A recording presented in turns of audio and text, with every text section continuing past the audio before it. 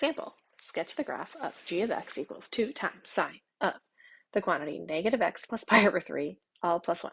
Include at least 2 periods and label 3 points. So anytime we have kind of funny things going on inside, which really just means something multiplied by x and something added or subtracted, I want to put this in factored form. So let's see what that would look like. G of x equals 2 sine. Well, it's being multiplied in front of an x. To make negative x, I pull out a negative 1.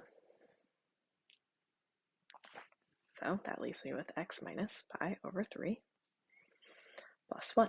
And this will help us get all our shifts and reflections and everything correct. All right, what's our midline? Well, y equals 1.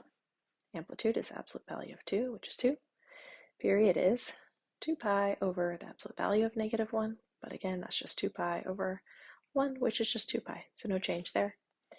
Any horizontal reflections or shifts? Well, let's see. Horizontal shifts, yes. Shift right, pi over 3 units. What about a reflection? Well, no vertical reflections. This is a positive 2, but I do have a horizontal reflection. Okay, now I'm ready to graph. Where is my, let's see, my midline is at y equals 1.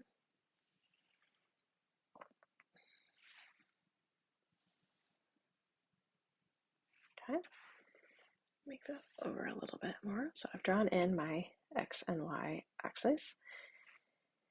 And now I want to put everything else in. So let's see, my midline is going to be at 1. So let's see, I'm going to make 1 here. I know it's going to need to go up to 3 for my amplitude and down to negative 1. And then what's my period? 2 pi, and I'm shifting pi over 3 to the right. So that makes me think that I'm probably going to want 2 pi to be 6 ticks long, because then each pi is 3 ticks long, and then I can go to the right pi over 3 by just going over 1 tick. And then I'll just go out here to 4 pi. Okay, so I'm good there. Now I'm ready to put in my midline at y equals 1. Since my amplitude is 2, I know that the box is going to max out at 3 and drop down to negative 1. Where do I want to start? Well, I want to start right pi over 3 units. So I know that's just 1 tick on my horizontal axis here. So that's going to be here.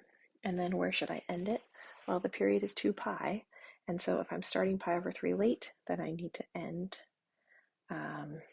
pi over 3 later than 2 pi. So 2 pi on my x-axis here is 6 ticks long, right? Or 6 squares. So since my period is 2 pi, the box I'm using should be 6 squares long. 1, 2, 3, 4, 5, 6. Yes. Okay, great. What graph am I drawing? I'm drawing sine. But I have this weird horizontal reflection. So what do I do with that? Well, the horizontal reflection I'm going to think is happening at where this box ends here. So think of this as kind of an extension here. And if sine normally looks like this, okay, a reflection, right, would mean my points would, like if I was just looking at that first period, where would they move under that reflection? They would move over here. So that means part of my graph, when I draw it, is going to, like, think about if I'm starting my graph right here at the orange dot where I just drew it.